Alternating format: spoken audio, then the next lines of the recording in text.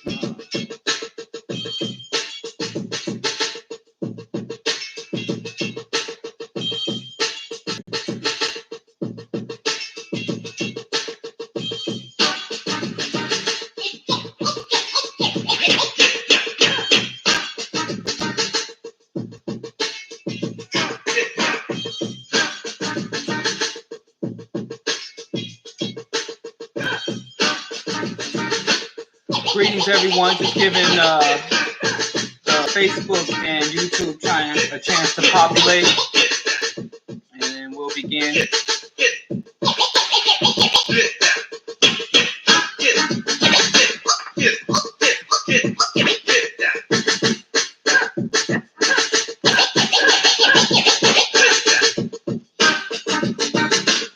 What's up, little Miss Chocolate?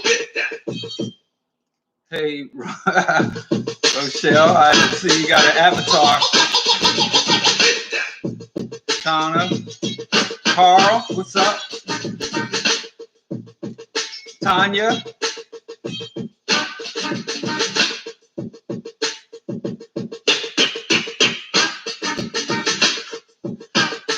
From African World Order all day.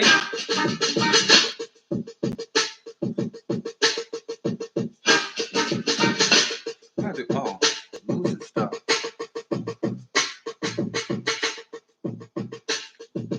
Sorry about that. I got to talk to Q4 management, see what they're doing. Maybe they got some remote broadcasting we can work on. Tito. All right, let's get started. I got a couple of announcements anyway. First, let's lower the volume on our intro music and switch over. Our members understand social distancing. Let's see. Being prepared. I'm sorry. I'm trying to fix it. Acting like life is a big commercial. Sorry. Oh, we can start with the questions. Don't pay no attention to me. I'm lost in the sauce over here. So let us begin. Oh, welcome to Bro.Diallo Q&A session number 21. Wow, that's a lot. And sorry about the delays. I hope you go to Diallo Kenyatta YouTube and check out my book review for Culture Bandits. I'm actually this weekend, I'm going to be shooting the second review of Culture Bandits Volume 2. Culture Bandits Volume 2, Annihilation of African Images, of course, by Dale Jones. So we're going to be doing another review of this text, which has been a while since I've revisited these texts. So I'm really enjoying this. So go check, like, subscribe, and all that. And so you can be up. My son shoots and edits those videos. So, give him a shout out if you are so inclined. So look for that Monday, Tuesday, early next week, and then we'll at least get on a regular schedule with these Q&As during the time of the quarantine. So that's that. So let's get started. Carl asks, what are your thoughts on near-death experiences? I don't think about it a lot as far as I've never had one. I mean, I've had, in my youth, guns pulled on me.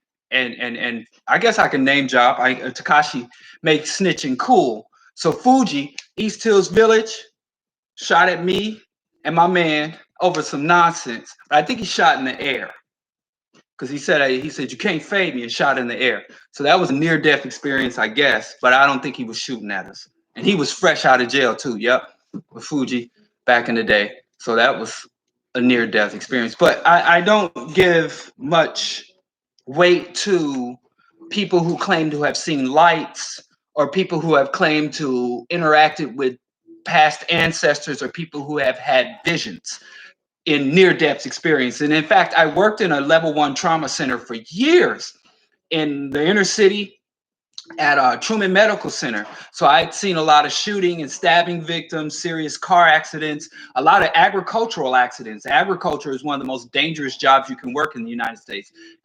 Being on that, we were in Kansas City, but we were sandwiched between Kansas and rural Missouri. So a lot of farm traumas were brought there, and people who had near-death experience who had claimed to seen lights. But what you'll realize, or you could even do for yourself, when your body's functions, your respiratory system is no longer getting oxygen to your brain, when you have low volume and low blood and blood circulating, your mind starts to play tricks on you, like the ghetto boys say. So people tend to have these visions and stuff. But what I've always seen about these near-death experiences, that they always tend to be consistent with people's culture and identity.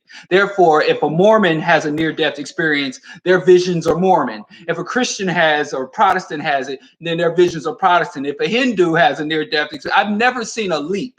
Like a Muslim has a near-death experience and returns and say, well, the Buddhists have it all figured out. I saw all my past lives in my life and, oneness.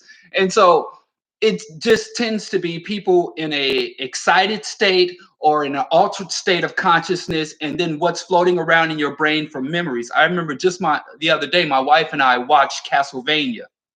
And then that night, she had a dream related to her and her sisters in a castle or something, and so that's the kind of thing. Your mind is a very complex organs with a lot of recesses, and it has a lot of connections and connects things. That's all the brain is a connection machine.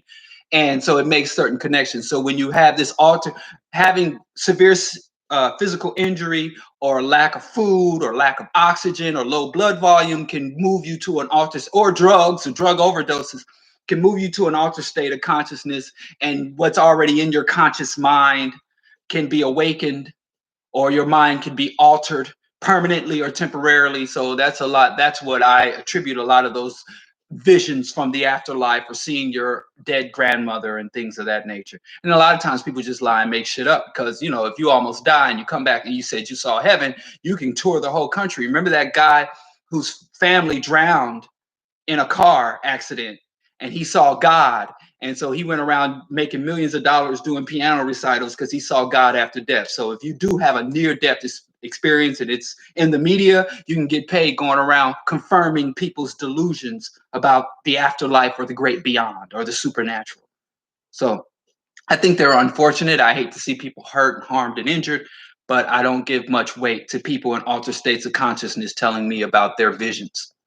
So I hope that answers my thoughts on near-death experiences and the things we tend to believe about them. Carl, so any other question? That was a good, peculiar opening questions. I don't know, that could be leading. I'm gonna have to flag Carl. I'm feeling threatened by that question. I assume a follow-up be like, cause you about to have one. No, Carl's cool. He's normal, mostly. So that's it. No other questions? I can sign off and go eat my veggie burger. Let's check Facebook, since YouTube ain't got no other questions for me. Somebody gonna kick me to the curb to go watch Luda and Nelly battle? I guess, man, if you really into that lowbrow stuff, man, go ahead and y'all go watch Luda. And I tell you, I ain't trying to compete with these celeb stuff. It's just my time. It's just coincidence. I ain't trying to go up against Luda and Nelly.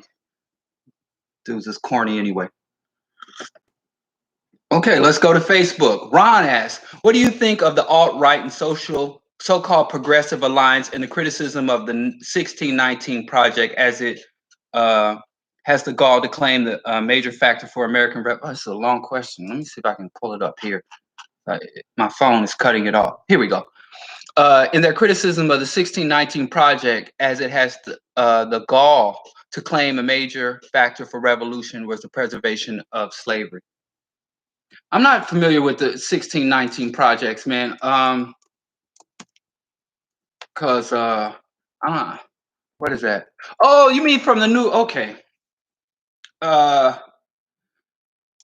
What I'm not aware of an alt-right progressive alliance. Um, but I see white folks is mad. White folks, I mean, listen, their whole system is built up on illusions and lies that they tell themselves and their generations down. You know, white delusions are they'll kill you over their lies and delusions. But I mean, you can't really be progressive and alt right. So if you identify as a progressive and you have an alliance with the alt right, you just forfeited your. You know, it's like, what do I think about the meat eating vegans? You know, so yeah, white folks stay mad about slavery. You know, they stay mad about any revelations of reality. I mean, and it's not just slavery. When the Irish try to talk about the atrocities, when the Roma gypsies try to talk about the atrocity, when India pops up and want to talk about the British, you know, white folks don't want nobody to recount their atrocities. Now, white folks love, you know, Paul Revere and Remember the Alamo and all the shit that happens to them. And a lot of times it's shit they brought down on themselves. They love to make movies and Braveheart and all that shit, but don't ever talk about what white folks did to you because they just don't want to hear it.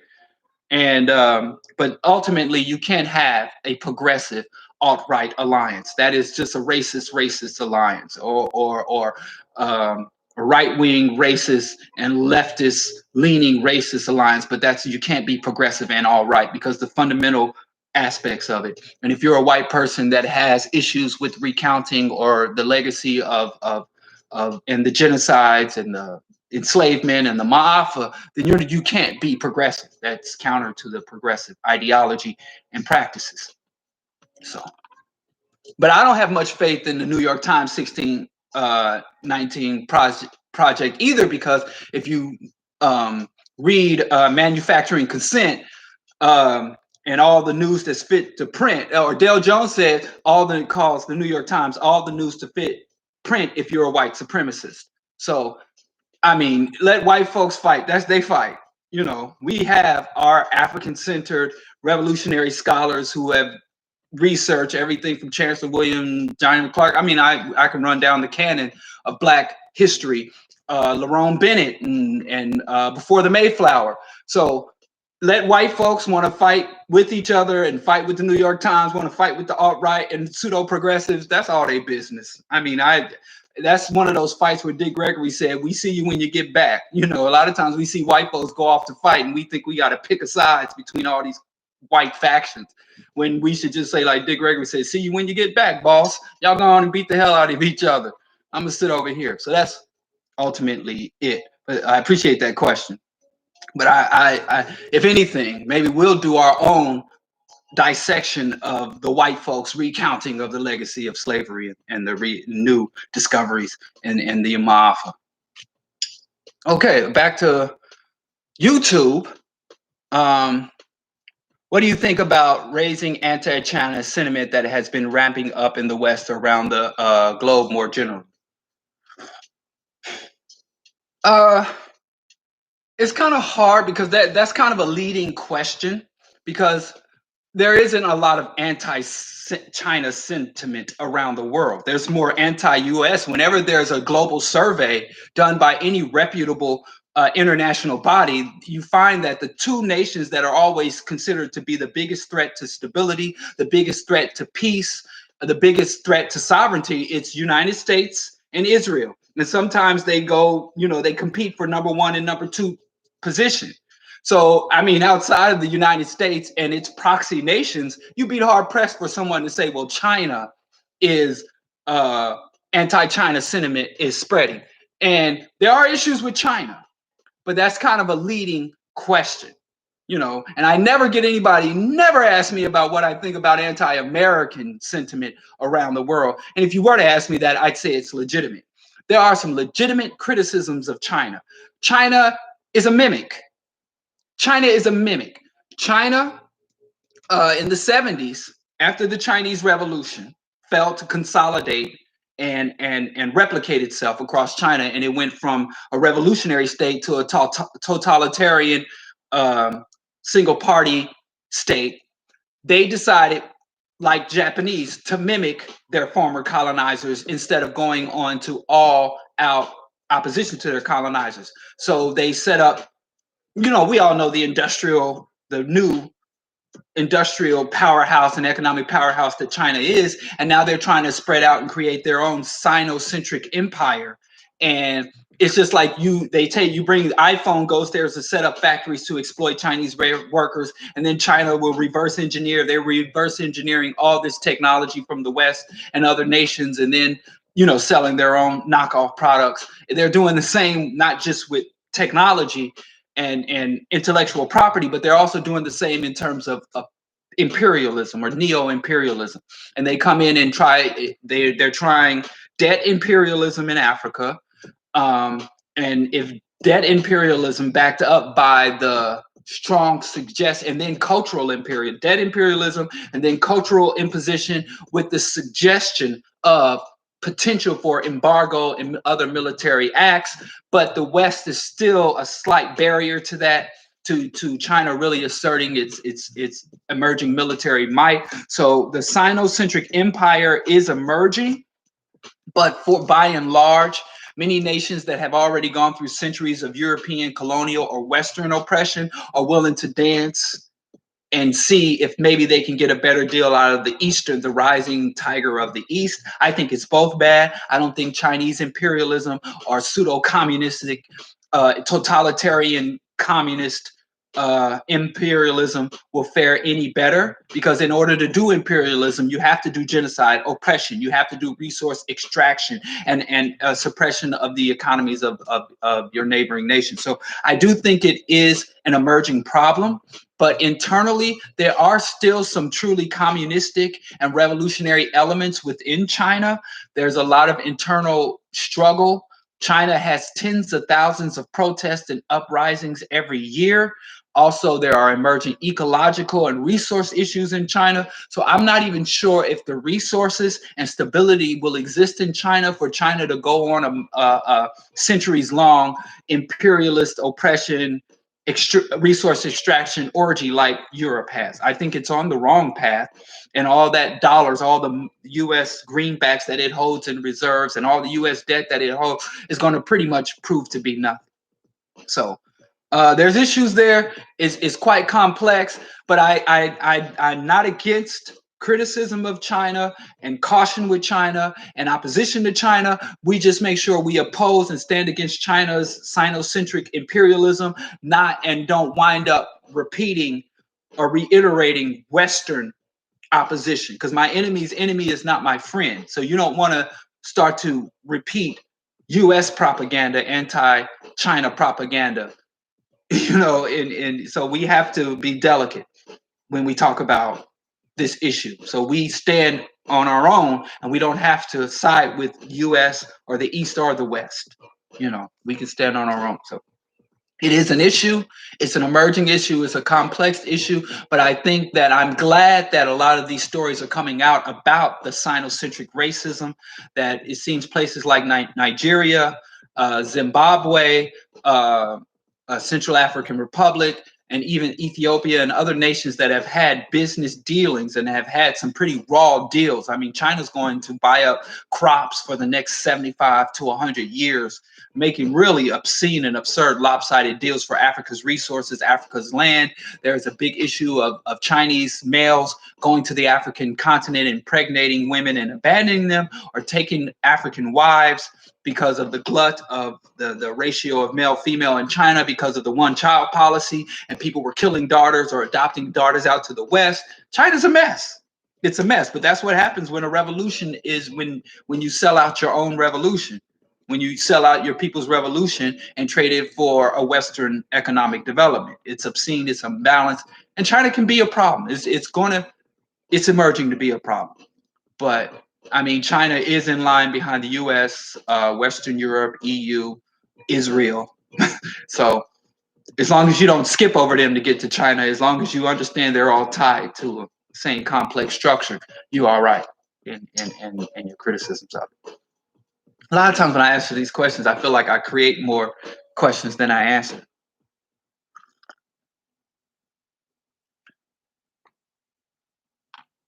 Ron says China requires all citizens to study communism before graduating, either from high school or college. I mean, we're required to study the Constitution.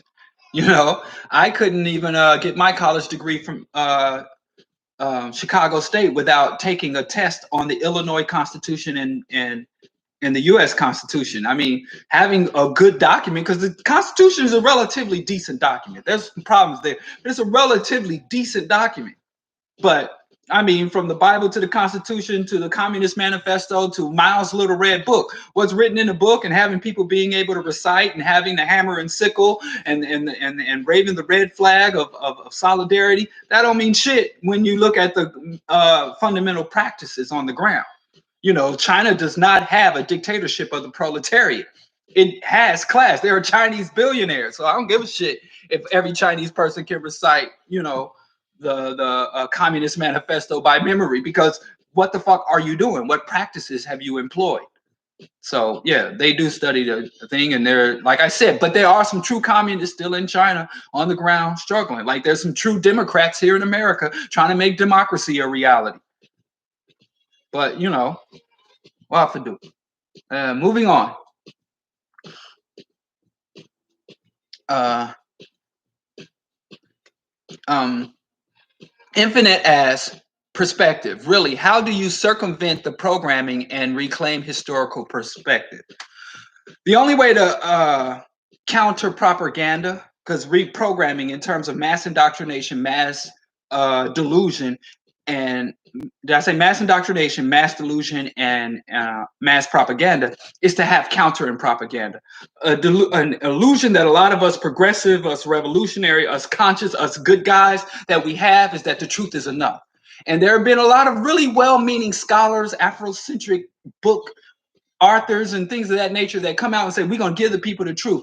And most of my young life, I would hear people say, we got to get this knowledge out to the people so they can have the truth, so they can hear the truth. And the truth don't mean shit. I mean, indoctrination makes you immune to evidence, facts, and truth. Because if the truth will not set you free, that's one of, I hate hearing that because it's just not true. It's a beautiful line. It's a beautiful line. But there's no historical precedent or political or cultural evidence to back that up. So what you need is counter propaganda and counter indoctrination. And systemic counter propaganda, and when you put someone through a propaganda model, and then there's another, you need cultural revolution, you need counter propaganda, you need the main thing, which is what we overlook. You need incentives and sanctions. So what you need to do is when you have an agenda, when you have something, you want to be anti-capitalist, anti-racist, pro-Black liberation, pro-Pan-Africanist, pro-socialism. And so what you have to do is organize yourself where you're in a position to give reward to the people who hold to your position and sanction those who punish their position. Bobby E. Wright said behaviors are created. You can begin to get someone to act in certain ways and to sustain those behavior based on their consequences. The problem why propaganda and indoctrination is so powerful is there's next to no consequences for selling out what we believe in. We don't have any systems of sanction besides maybe a hashtag or call you canceled, or they'll make funny memes about you, you know. But I've seen traitors in movements in the community and organizations that I've personally been a member of. Traders walk right through the front door and sit at the front at the lead table, and they'll sell us out. They'll go get their 70 pieces of silver for selling us out, go out into the world, spend those 70 pieces of silver. When the white man's done with them, cast them aside, and they get to come crawling back to us until they get the next opportunity to sell us out. And if you call them out, people will literally be like, you being negative. Well, what about people's chances to grow? There are no consequences. Or as Bobby Wright again said, you can do, Black people are the freest people in the world in one respect, meaning that you can do almost anything to Black people, and the Black community cannot or will not sanction you. So Jay-Z can sell out Marcy Projects at the same time he's rapping Marcy Projects, and as long as he keeps putting out hit after hit, we'll celebrate him. He can sell out all the Brooklyn with that, and we'll love me. Now he just signed Tekashi 6ix9ine to the label. And some people want to act like, oh, I thought Jay-Z was a gangster. So there's no consequences. Who have we held to standard? How many sellouts, agents, just people who have demonstrated incompetence, open corruption.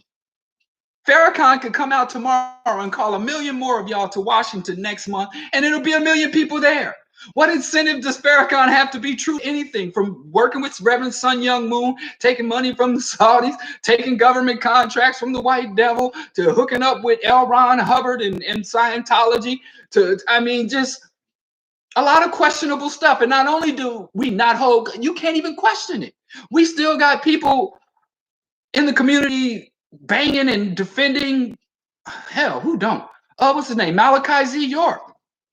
I just had some brother come to me a little while ago talking about Malachi Z. York is a political prisoner. So what we have to do, we who are conscious, if it's just 10 of us, saying, listen, these are the rewards. Even if we don't have money to give you like the enemy does, we can't give you ranks, we can't give you a scepter and a crown, you will hold a position of esteem in our community, and we will stand in solidarity with you if you hold to the unity, or we will turn our backs on you. Or if you are allowed to come into any black formal space, these group of people will stand out, let our protest be known, and turn our backs and walk out.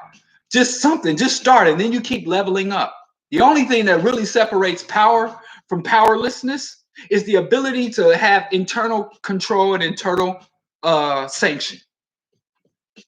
You know, that's one thing you will not find. You find all kind of forms of power. American power looks a lot different than Chinese power.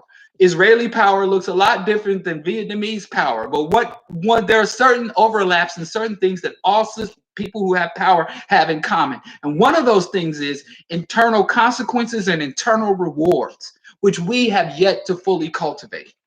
And there are times we have it, and there are times we lose it, but it's never been solid and sustained.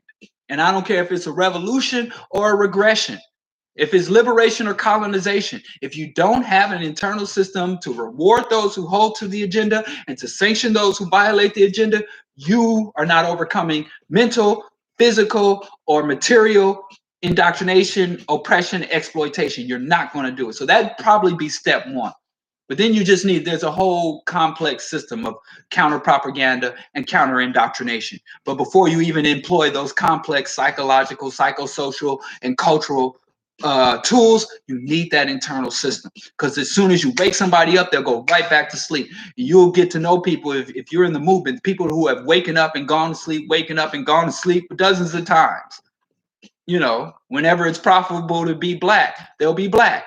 And when it's more profitable to abandon and betray black, they'll betray black. And they know that there'll be a red carpet rolled out when they come back. I mean, Bill Cosby will come out of jail tomorrow and put on a dashiki and he'll be embraced after selling us out. And forget the rape allegations, just his pound cake shit. So that's what we have to build. That's the price of freedom. Have I heard of Black Socialists of America? C. Lebert asks. Yeah, I've heard of them. I've been hearing about them for quite some time. I support them. I think that it's not enough for us to be socialist. We have to be revolutionary socialist. And I don't see, well, let me not criticize. I support Black Socialist Organization, especially their outreach and education about socialism. But we need revolutionary socialism. We can't have anything we do has to be revolutionary. It's not enough because our natural processes have been interrupted by slavery, colonization, and oppression. So anything we do that we want to be fruitful and not to further enrich our oppressors, it has to be revolutionary. It has to be anti-status quo. All right, moving on. What do you think of Chinese cinema turning themselves into white saviors of Africans? I don't watch Chinese cinema. I wouldn't be in support of that. But I mean, Chinese make some pretty good propaganda films. I think black people can learn a lot from Chinese, but because there was a long time where, you know, there was the old saying, you don't stand a Chinaman's chance. Chinese slaves, they call them indentured workers or whatever. There was a time where the Chinese slave trade was pretty global. You find Chinese people in the US came here to work railroads for slave and starvation wages of everything, building canals and railroads all over the world. And they suffered a lot of the same psychological deconstruction that we did in terms of their skin color, the form and shape of their eyes, the concept of mongoloidism and inferiorization. So the Chinese communist government went on a very deliberate campaign to rebuild the Chinese self-image. And you look at like a lot of Jet Li videos, a lot of Bruce Lee videos, Chow Yun Fat or Fist of Legend, you say, so they had a lot of anti-Western and anti-Japanese propaganda to build themselves up. And that was very, very good. Like the spook who sat by the door. There's a lot of Chinese versions of the spook who sat by the door. So, but as far as them turning themselves into, I haven't followed any of that cinema. If you can send me some links, I'll check it out and we can speak on it later. But the Chinese psychological reconstruction of the concept of sinocentrism. And I think Black people, we have to start studying and better understanding sinocentrism. There's a good book on that called The Chinese Century. It's over there somewhere on the bookshelf, but that's a good book. But I'm not sure about, I haven't seen any of those movies. Okay, moving on.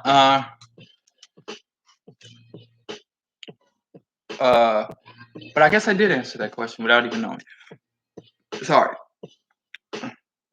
Okay, Tito asked, the HNIC head nigga in charge of the bully pulpit. I think they're being shrewd and oh, you responded to somebody else. Sorry. Moving on. He was responding to someone else in the feed, not asking a question. I saw a question by Kwabana on here. Oh, here we go.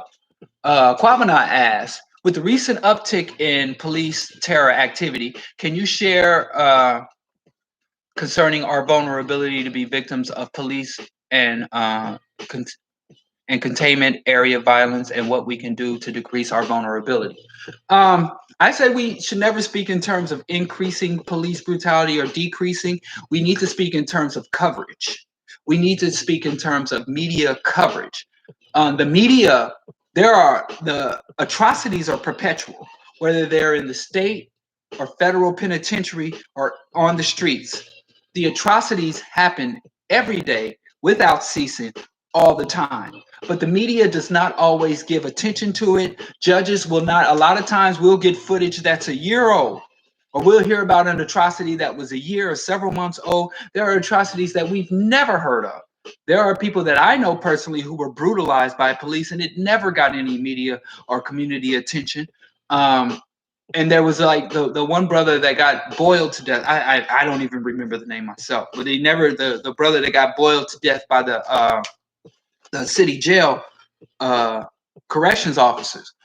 So that didn't really take off. So some things you have streets, some atrocities, there are uprisings, some atrocities, there are marches in the streets, some atrocities are just family members weeping and mourning in their home without any community awareness or support.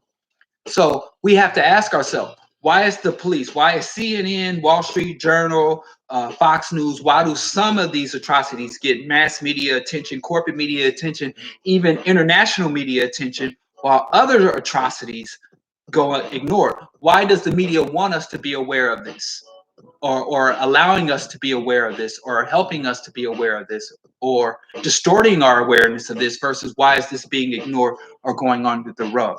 And some issues they'll carry out for weeks. Other things will get one news cycle, 3 to 4 days, and it's dropped. So we have to say, you know, what is the motivation? What is the impetus? What should we do? I think that number one, but that's one thing. That's one question.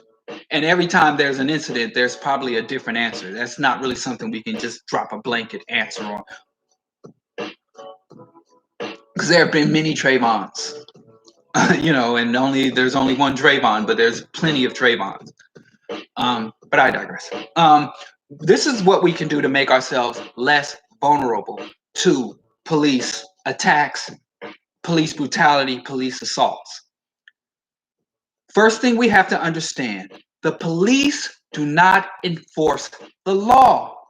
If police were law enforcement, they would already be on the White House lawn, surrounding the White House lawn with a SWAT team and taking Trump, his entire cabinet, and most of his administration, his sons, his incestuous daughter, And everybody, probably the only person that don't go to jail is the one bug-eyed daughter that just keeps her hands away from all of that. Who's the bug-eyed daughter?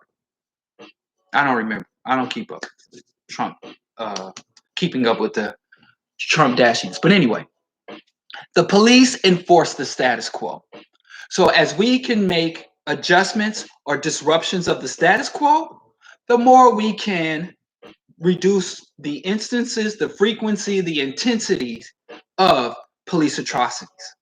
We can back the police off of us by disrupting the status quo. So if Black people would put very, very, very simple responses, like let's take the Hasidic community in Brooklyn, New York. They were suffering or enduring racialized attacks. People were going to the Jewish cemetery, painting swastikas, and what they were defacing synagogues. And some of y'all gonna say they do that themselves. Okay, to the extent that they don't. That is, anti-Semitism is real. They don't go and appeal to the racist, and they don't even go and appeal to the police. They go to the people who control, fund, authorize the police. You always go over the head. You know what I'm saying? So they might go to City Hall, or they might go to the opposition party. But they always find creative ways to come at this. But you never go to the source. You never go, like, if a dog attacked me in my yard, I wouldn't freaking protest the dog pound or the dog kennel. You know, you talk to the owner. So one simple thing we could do, if Black folks said tomorrow, if we have one more police atrocity that is not settled according to our community's liking, niggas done with Nikes. No niggas for Nikes, no Nikes for niggas. And every basketball player, and it don't have nothing to do with the police, with the law, or nothing. You going all the way left field. And it's because that's the status quo, Black people and Nikes.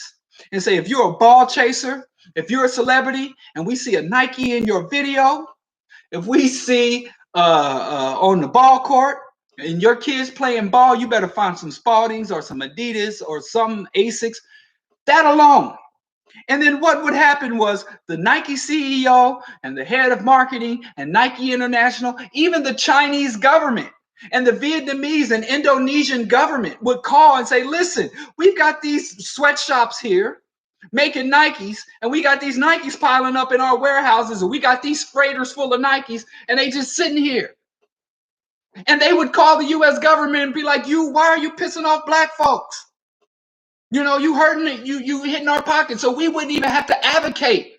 The premier of China, the Chinese trade officer, the Indonesian, the Vietnamese, the CEO of Nike and Nike Outreach, and the chairman of the NFL and Arista Records and Vinvidi International Marketing. All these individuals with power would go to the government, and then the government would go to the local policing and sheriffs and be like, okay, chill, stop that shit. Because the status quo. But if we protest today and go buy Nikes tomorrow, and just pick the top. Who is the top receiver of Black consumerism? Who is the top television market consumer? Because or you could pick any other thing, but that's just very easy because when you go with shoes, there are dozens of shoe companies.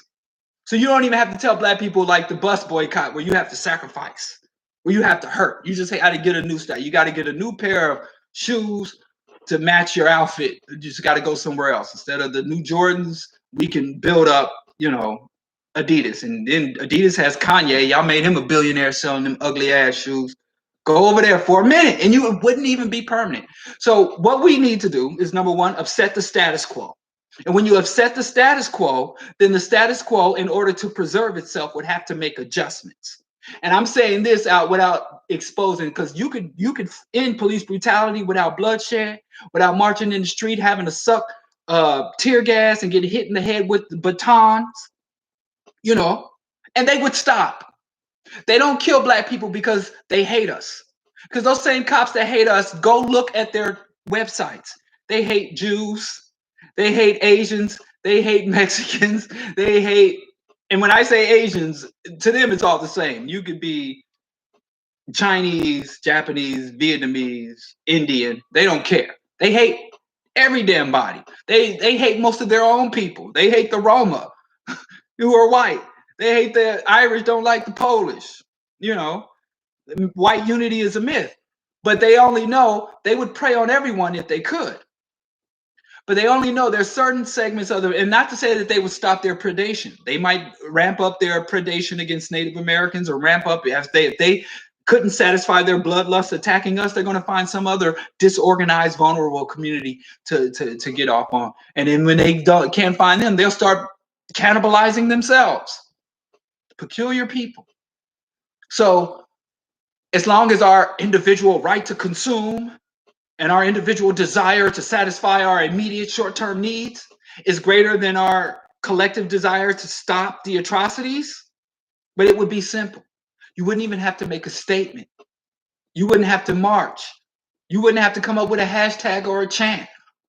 We could say nothing and sit at home and save our money and just switch from this product to that product, and that would stop it. But that requires organization, and that organization will require a reorientation, consciousness raising, planning, preparation, and you can do it regionally. Even if, let's say, you can't do that on a national level. Let's say you live in a city like Chicago. There are certain Chicago institutions. Black folks say we ain't going to no Bulls games, or we ain't going to no White Sox game. So you got to come at it asymmetric, because we don't really have the firepower or the unity.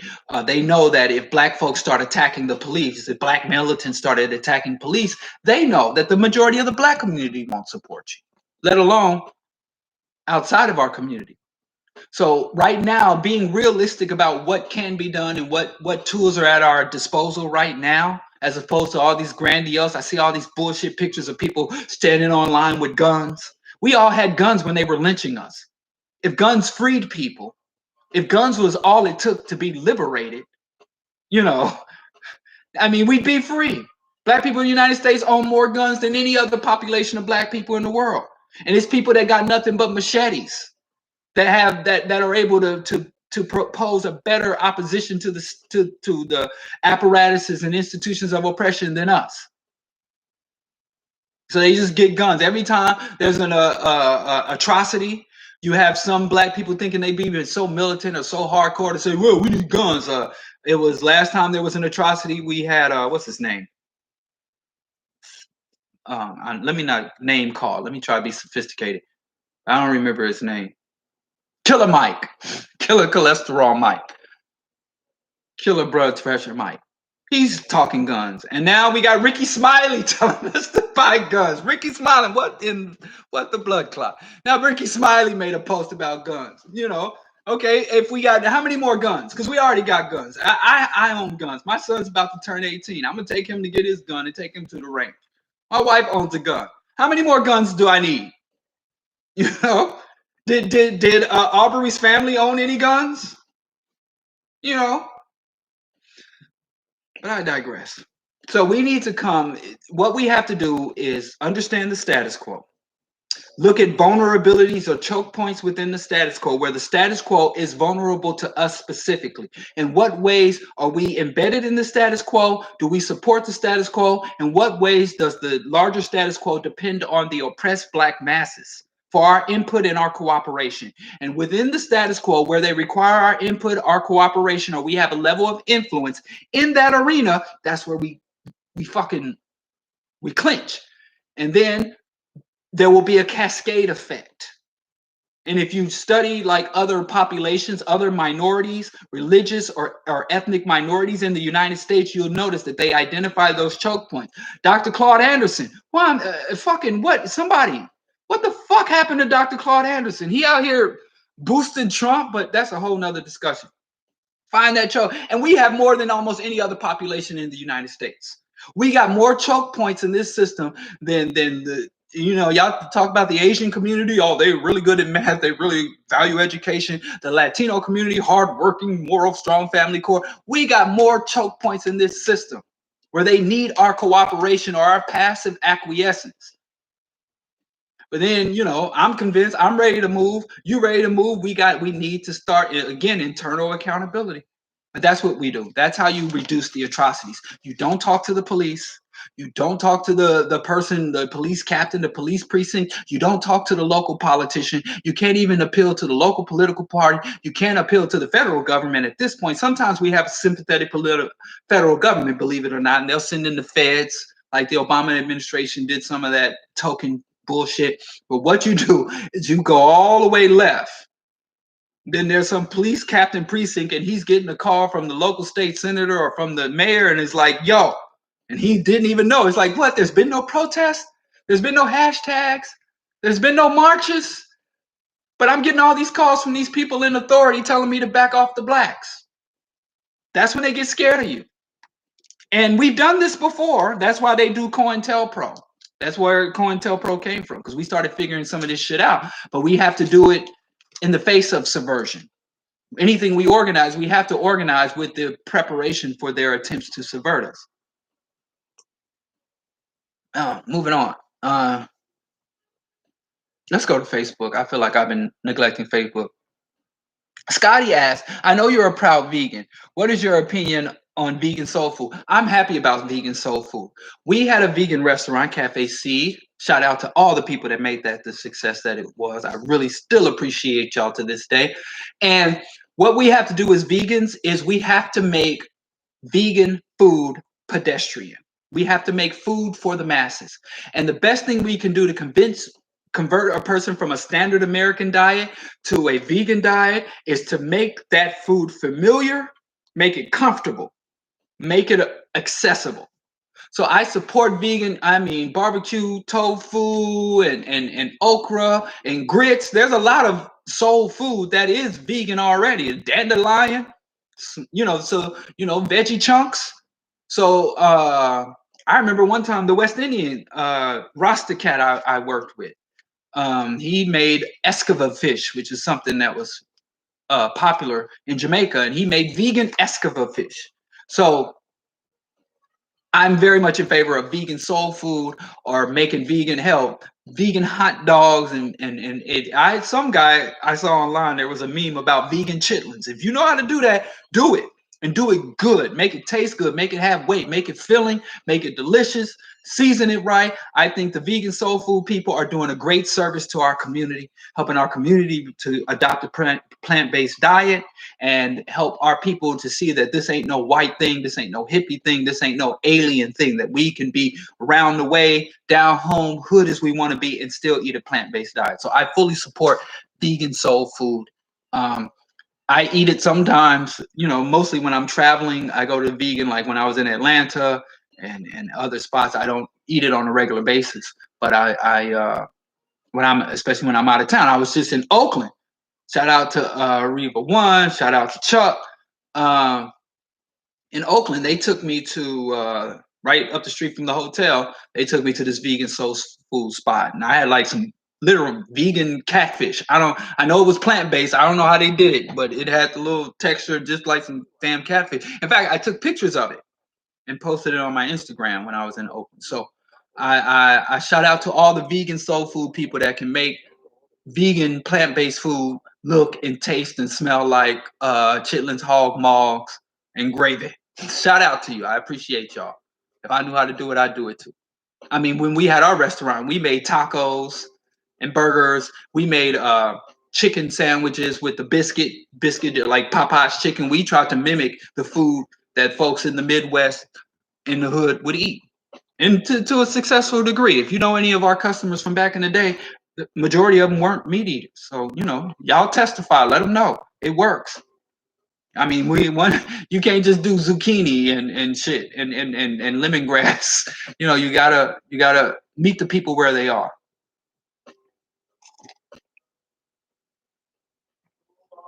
All right. I'm sorry I'm jumping around on these questions, but they're kind of piling up on me. I always do this, and I'm sorry, but what to do? If you have ways we can do this better.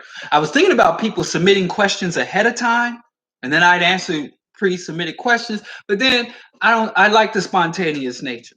I like the ability to say I don't know if I don't know. But if someone submits it to me, then I have to go research it and figure it out because it piques my curiosity. A lot of times I do that. People ask me questions and I'm not sure about the answer, and then I kind of look into it. But sorry if I skip your question. Believe you me, it's not because I have to go up and down.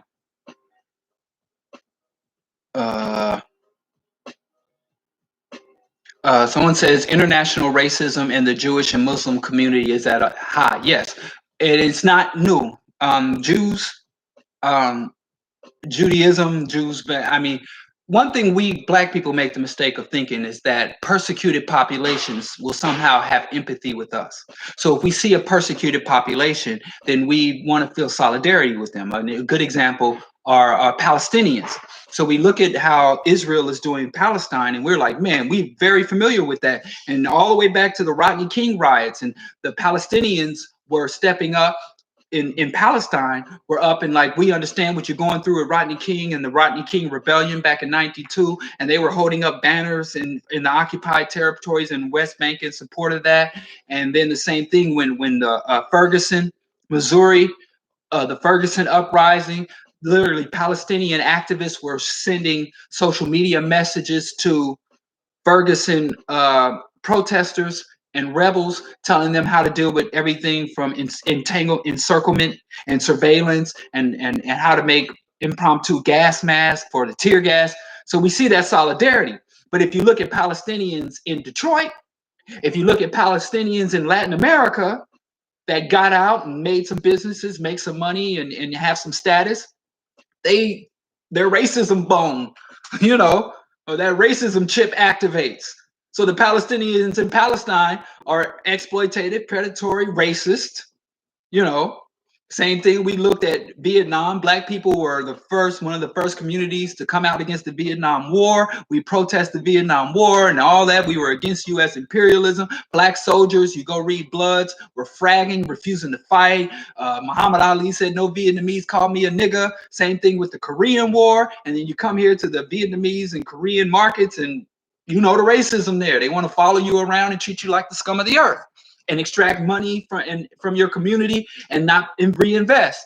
So so and same thing with Jews and the Holocaust and all that. And we think we got, and then all these opportunistic black people like Cornel West writes the books, the relation, blacks and Jews and anti-Semitism and racism. And then, as soon as they get a chance, as soon as they get their official white card, their official integration card, same thing. Black folks are some of the main people protesting the atrocities taking place and advocating for refugees. But as soon as they get here, 1 or 2 generations, all of a sudden, they get a mortgage and a small business loan. And they want to, what's wrong with blacks? I've been here 2 generations and my family came here with nothing. And you've been here. They run that game. So we got to learn. We have no friends. As Dr. Clark says, and King Dita loves to repeat, we have no friends. And I'm not saying we shouldn't have solidarity. I'm not saying we shouldn't have alliances. But those things are always, there has to be terms and conditions. No more one-sided solidarity, no more one-sided alliances, no more solidarity and alliances where the inputs and the returns are not clearly delineated. We're going to invest this time, we're going to give our voice, we're going to stand up for this issue, and in return, we expect this. So no more goodness of our heart. We ain't doing shit else on the goodness of our heart. Terms and conditions may apply. Please check this box before we say one word about what the oppressor is doing to you or against you.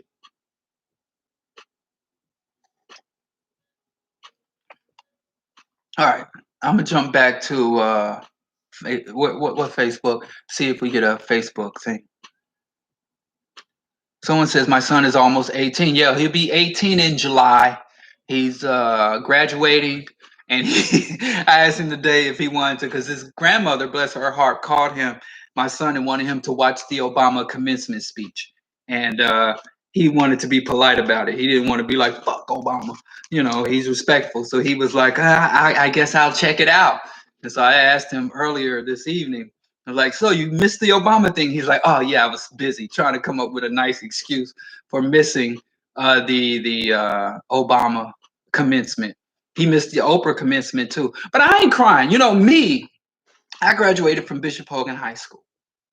And I didn't go to none. I didn't go to no graduation. I didn't go to my graduation because I had detentions. And they said, if you don't serve all your detentions, you can't go to graduation. And I'm like, oh, this is wonderful. So I stopped dressing according to the dress code and I let the detentions pile up. Because number one, I didn't have the money for the robe, the ring, the book, and all. I didn't have no money for that anyway. It's poverty over here. Now, I had a aunt who had means. I went to a private school, private Catholic school. I lived in the projects, but I went to a private Catholic school and but we had no money. So anyway, I didn't go because I didn't have the money anyway, and then they tried to hold it over my head. And I didn't go to prom neither because none of them Bishop Hogan girls wanted to go to prom with me. I didn't have a car and I didn't have a driver's license so I could borrow a car. And you know, if you know anything about Kansas City, ain't no girl about to go to, I don't care how righteous the sister is, how pure her heart is, ain't no sister about to go to prom with you on the bus. Actually, when I went to college in New York, I would see these kids going to prom on the subway, tucked out, beautiful kids. No. Then how did you know? You're so full of shit. What? You just like Donald Glover talking about black girls didn't want to date him because he was weak. I never said black girls didn't want to date me. I said they didn't go to prom with me because I didn't have a car and a license. I knew they'd say no. She asked me, did I ask them? Huh? How would you know they were saying no? Because I didn't have a car. Child, please. She in the business. My wife asked if I asked. I wish I had asked, and then you wouldn't be here. Please. You know, you trying to advocate for your replacement. You asking me, said what about my prom business? I didn't know you. Mind your business. Anyway, I'm saying I didn't go to prom before I was interrupted. I couldn't go. I didn't have no money. Anyway. I didn't go to prom or graduation, so I'm not weeping for the class of 2020. Y'all be all right. It's corny anyway. It's boring as hell. And whatever little, you know, sex and stuff is always awkward and uncomfortable. You know. So, you know, you'd be all right. I ain't crying for these kids. Shoot, but I ain't tripping off or not. But anyway, let's go on. It's always in my business. She down there listening. If you want to listen, come up and listen. Ear hustling. Okay, Tito, let's get back to business.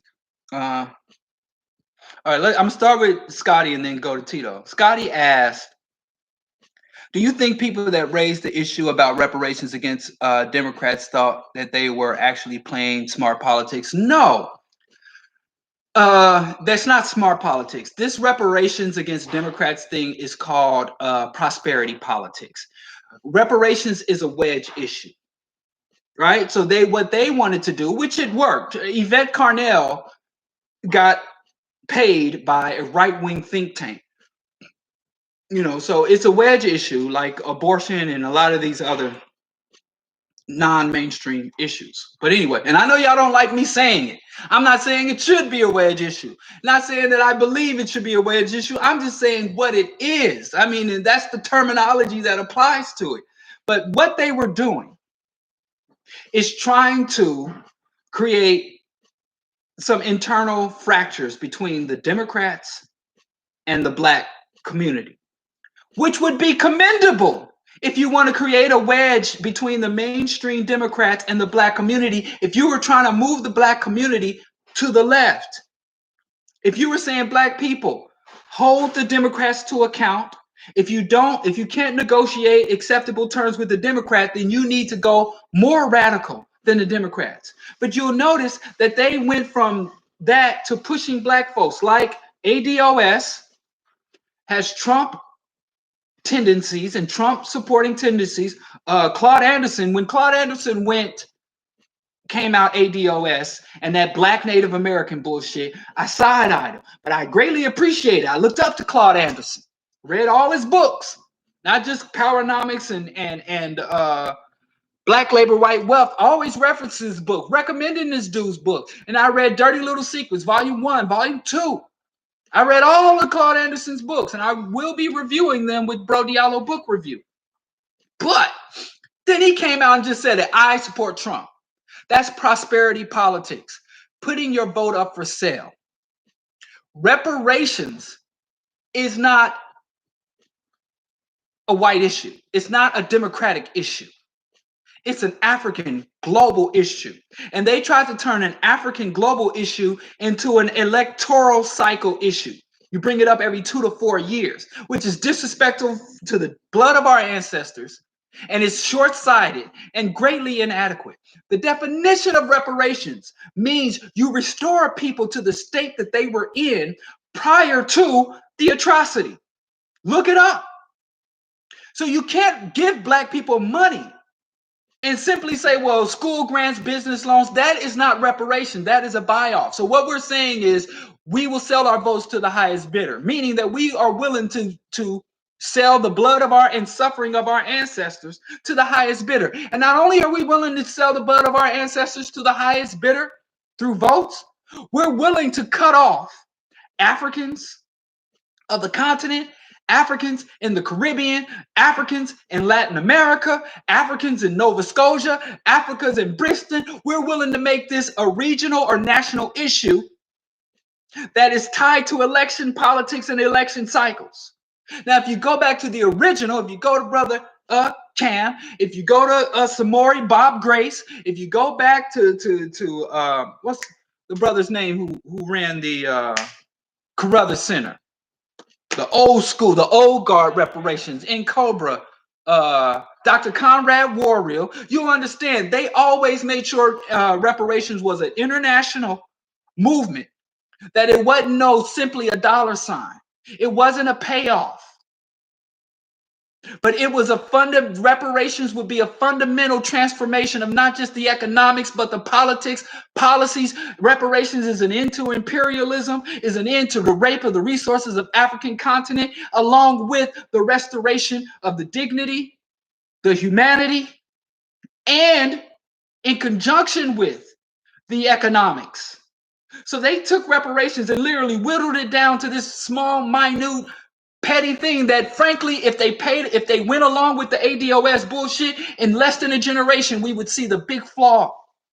It's not even a reparations movement. It's an economic integration movement. They wanted greater integration into the economy. As Yvette Carnell would say, they wanted to be made white. They wanted to be full-on participants in imperialism and capitalism. Who the fuck does that repair? That's damageations, not reparations. That's further degradation. You know? But some of y'all are like, I will take oppression if I could live like Beyonce. I'm willing to let the white man rule the world as long as I can ball, as long as I can sit courtside at the Lakers game. Some of y'all will sell us out, sell out the movement, sell out every principle and value you have. But you motherfuckers ain't fighting for reparations. You fighting for a payoff. That's prosperity politics. I hate that they took the terminology and the rhetoric of reparations and so degraded it. Now, I don't call for violence against anybody, but somebody needs to at least be cussed out, put some roots on them. Some of my Haitian people out there, fuck them motherfuckers, and fuck them for using the blood of our ancestors to get in closer, to join and unite with the people who will enrich themselves. Man, fuck them motherfuckers. Fuck ADOS, Foundational Black America. And Dr. Claude Anderson, you got a lot to fucking answer for. You can, shit. Powernomics came out more than 20 fucking years ago. Shit. So you can't ride off of that no more. I'm saying names. I'm sick of this now.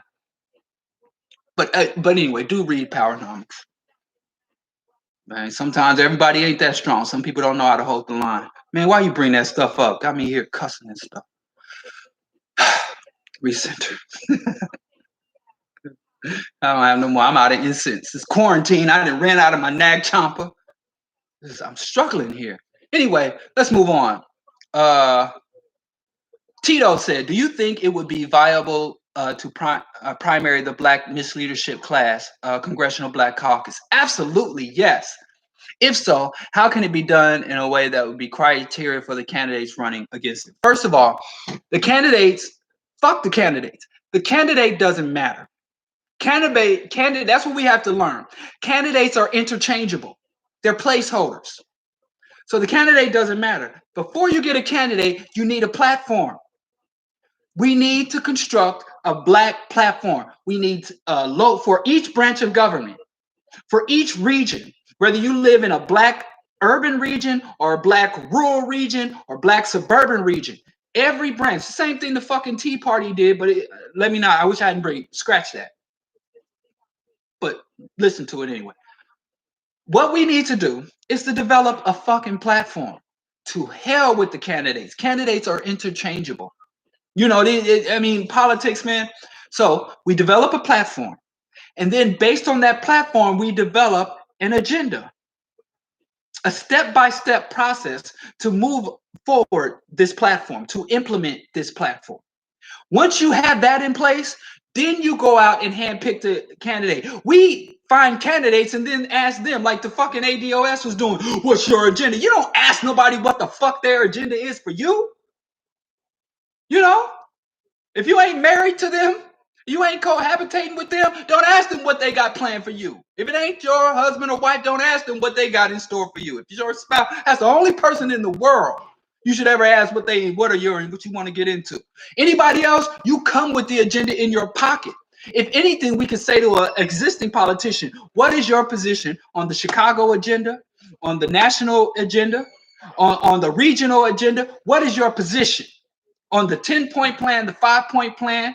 What is your agenda on the reclamation, reformation, whatever you want to call it, catchy acronym, the ACOD plan, whatever you want. What is your position on that? How many points of the 10-point plan have you advanced or do you endorse? Or are you willing to sign the Black Community Pledge? That's how you do politics. You don't say, well like fucking Tariq Nasheed's stupid ass or P. Diddy's, I don't know if P. Diddy's stupid, incorrupt ass, what's your agenda for Black people? Shit.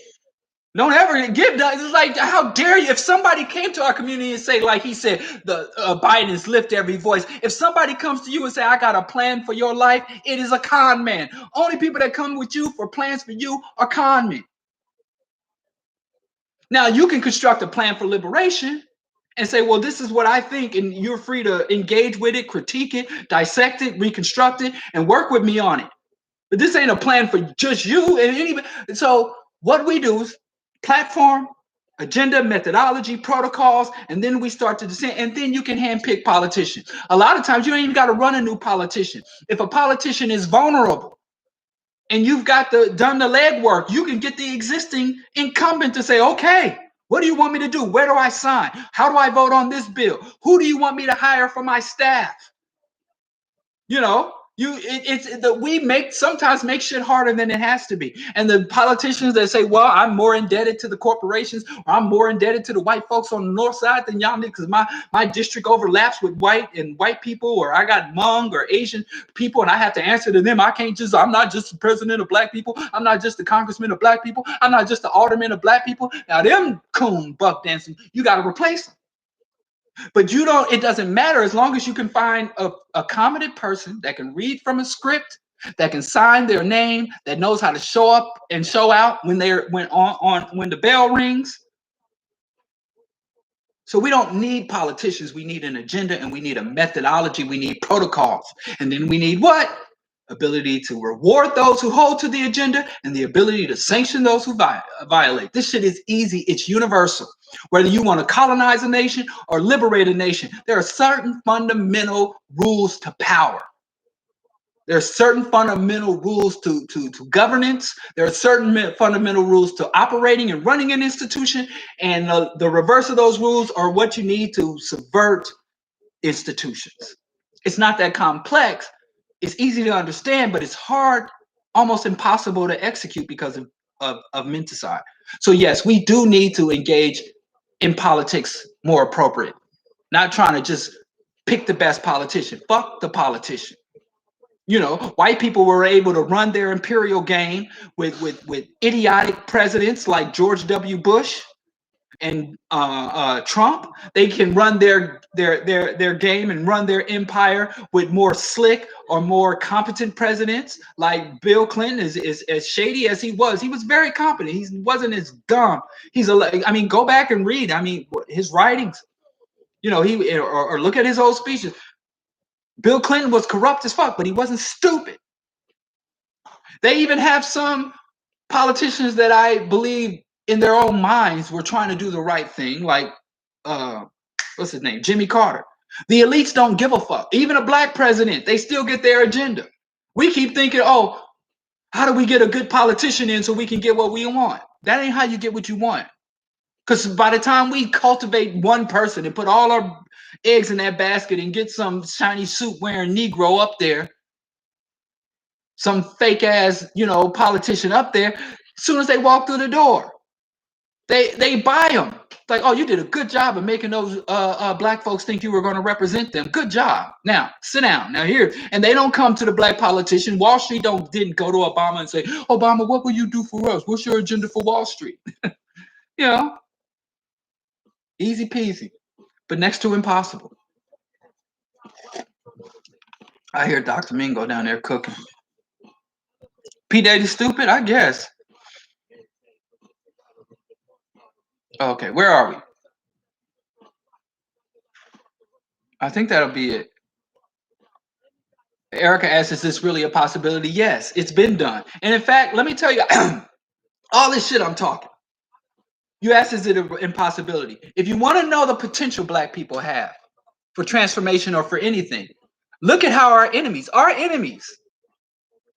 from COINTELPRO to mass surveillance to subversion of movements to counter propaganda. Listen, if we weren't a threat, they wouldn't have to give us substandard housing. They wouldn't have to defund and degrade our schools. We're a threat, They didn't have to put in saying, you didn't have to write a law saying black folks can't read if we were genetically inferior intellectually. You don't have to do that. I'm 6'3".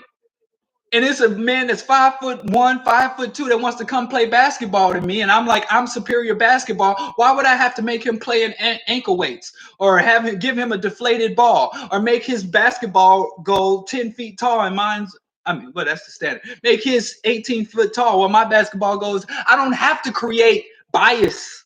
I don't have to create imbalance. I don't have to create artificial hardship for my opponent if my opponent's not a threat to me. So if you think, well, can we do this? Yes. But our oppressor has more faith in us than we have in ourselves because they keep implementing and keep instituting systems and protocols and technologies of control to suppress our communities, to suppress our movements. They get scared. Even Black Lives Matter. You couldn't get more freaking integrationist, nonviolent, sucker ass, bow down, please help me, master, singing, please, than the Black Lives Matter movement. And they still had high-level intelligence officers infiltrating and subverting and trying to warp the perception of that movement. They scared to death of us. They scared of us. They wouldn't have to say, oh, you can't wear dreadlocks or you can't wear ethnic hairstyles in corporate America if we weren't scared. They fear, shit. They worry about us. Listen, you would be surprised how much resources and input and money they have to put in to make a black child dumb. These Chicago schools, like Dale Jones said, our children aren't born dumb, they're made dumb. Read Amos Wilson, The Awakening the Natural Genius of African Children and the Psychological Development of African Children. Our children are born with countless numbers of advantages over other children from other communities, other races. And they have to subvert that. And they was like, well, shit. They know that as much as we dominate on the ball course, as much as we dominate on the stage singing and entertaining them, we got just that much talent in the business, in the military. Dr. John Henry Clark said, and I quote, properly trained, properly equipped, and properly motivated, there is no better fighter than an African man. And I would add on to that, woman. So whenever you get to think, oh, we can't do nothing, then why they invest so much in keeping us down? Why they got to invest so much in keeping black people down? And you think like you go to poor communities. Poor communities cost a lot more money. They could put pennies in our community and stabilize it. It costs what they say. It costs more to incarcerate than to educate a child. You think white folks like wasting their money? They're not wasting their money. They spending more to incarcerate us than to educate us because we pose a threat, even in equality. Even in equality, even during like the various wars they had, when they forced us to go to Vietnam, when we went to the Philippines, Korea, when we went to the halls of Tripoli, when we went to Cuba, the Harlem Hellfighters, they was like, God damn, we see them fighting overseas under our command. Imagine if they turned that on us. Imagine if they put that off on us. Imagine if that fury, if that talent, that coordination was turned against us. Imagine if that brilliance, and when they do get a smart black child, they want to send them to MIT. They want to send them to Harvard, and we celebrate, oh, this black child got a 5.0. If you get a black child with a 5.0 GPA, send them to Africa. Send them to the shrine, to the Fela Kuti shrine in Nigeria. You send them to Harvard? Anyway, but yeah, it can be done. I have no question that we can't win. My thing is, by the time we do retake the world, will the world still have oxygen? Will we still have ocean life? Will we still be able to grow food on the soil, or will it be too irradiated and contaminated? So it's not a matter of if, it's when, but we losing time. Listen, African people have spent less time enslaved and colonized than any other population. Ireland was enslaved for over 800 years. Europe was under chattel slavery. They have different names for it, so they can pretend like they were never slaves. But feudalism, serfdom, the peasantry were freaking chattel slaves who worked for starvation wage. The Europe was third world status. And so black people, we were able to throw off colonization in less than a century, and now they got neo-colonization. They wouldn't have to do it. It's like loosening up to get a tighter grip. They wouldn't have to come with neo-colonization if we didn't fuck up the old colonization. They wouldn't have to come with new Jim Crow if we didn't beat the shit out of the old Jim Crow. We win. In fact, we win the war and then we lose the peace. We lose our momentum. We lose our drive. So yes, we can win, but can we sustain the victory is a better question. Can we sustain our wins, which we haven't been able to because we are the true believers. We out Pope the Pope. We out Muhammad. We out Democracy America. We believe in the bullshit that people tell us, and we want to be peaceful. So as soon as we burn down 200 cities, and the white man said, okay, enough. We were burning down cities and uniting with Vietnamese guerrilla movements and African guerrilla movements, and Che Guevara was coming to Harlem, And the white man said, I give. We're going to put some of y'all in Congress. We're going to make some of y'all CEOs. We're going to make some of y'all deans and presidents of our Congress. We're going to give y'all black mayors and black governors all across the nation. We're like, thank you, because we have to fight. We didn't want to have to whoop your ass. You made us, but we'll lay down our arms. We'll turn our back on these radicals because we have reached the promised land. And we didn't understand, or we refuse to understand, that to Europeans, peace means preparation for war. They know war and preparation for war. They never reach peace. So yes, we can do it. And we have done it, but we need to sustain it. And we need to take it all the way.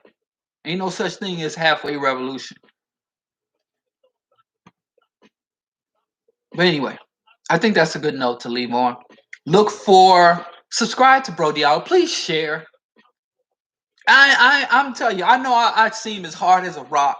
I seem like a man of stone, but it hurts me to see some clown talking about that one black woman in the hoodie online talking about Trump came to clean out the pedophiles from Washington, D.C. and was taking out the corruption from Washington, D.C. And basically Trump was God's instrument for salvation of America. She's in some bodega talking utter nonsense. And it's like 15 million views. And I put out my stuff my well-researched stuff, and I get like 200, 300 views. Like, what the fuck? Like, seriously. I'm not going to cry because I am a Umar alpha male. But, I mean, it says something to me. Y'all communicating something. And not y'all, but y'all. It ain't your fault, but it is. So, I mean, please share. Please subscribe. Please help get the word out. What's the word, Johannesburg?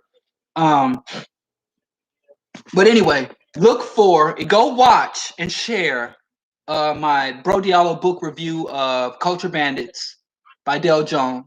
And look for this coming week, Culture Bandits Volume 2, Annihilation, a book review of that.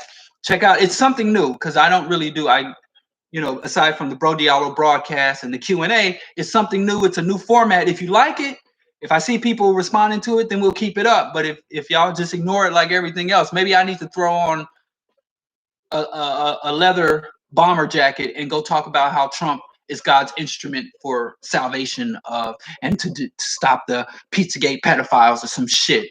And I talk crazy shit and maybe, but like I said, I'm an Umar alpha man. I'm not really hurt.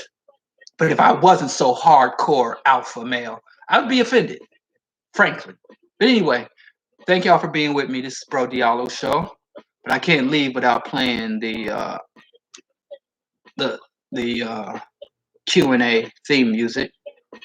So I'll give y'all. But thanks for tuning in, and I'm on stone, like Mayor Lori Lightfoot. I will do at least one Q&A a week throughout the rest of the quarantine. Hopefully that will not be so long. I'm sick of sitting around this house, But beyond that, I will see y'all. Look for the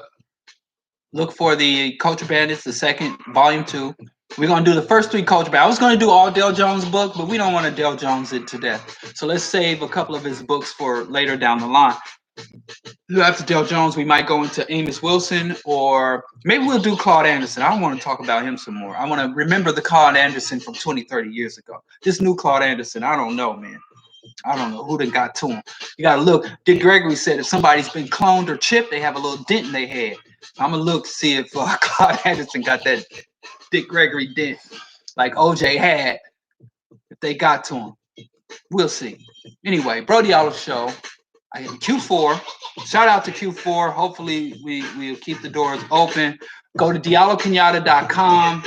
The site's been redone. We're updating. Go to African World Order.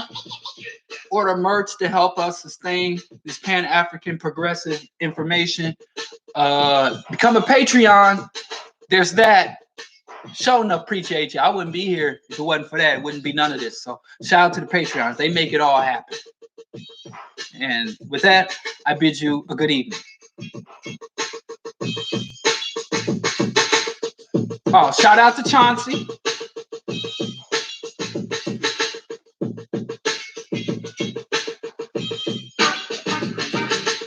And Chauncey, I also appreciate you, Chauncey, because you didn't give in to Marlena's seduction. Right on, brother. Being a strong alpha like me, we up on our Umar alpha status. You didn't give in to Marlena trying to intimidate you and force you to tell her what CC1 and CC2 stood for. Shout out for that. You're a good role model. Yes.